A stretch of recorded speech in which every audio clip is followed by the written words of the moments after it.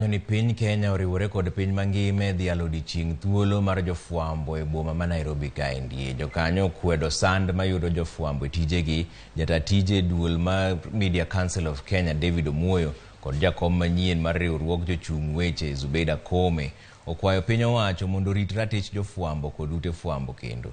Jagoro mongirore migawo mar weche tudruok ngire Edward Kisiangani nosingo ni piny owacho biro keto arita jofwambo e ong'ala ma malo ka bende okwayo jofwambo mondo tijgi ma ok gidewo wang' ng'ata ng'ata. Thank you so much. Ladies and gentlemen. Sources of threat to journalists are well known. We call for an immediate stop to these violations. Journalists must be allowed to exercise their constitutional right to do their professional work.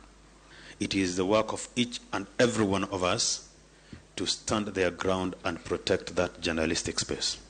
That you will not dictate to an editor what they have to do. As long as it's accurate information, as long as it's information that is good for public consumption, we must let editors do that work and protect their freedom to do it. If you don't report responsibly, you will take society to the state of nature, the state of anarchy, the state of disorder.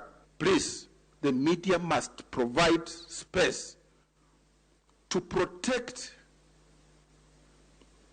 order. Let's enjoy our liberties within an orderly environment. The alternative is disorder and anarchy.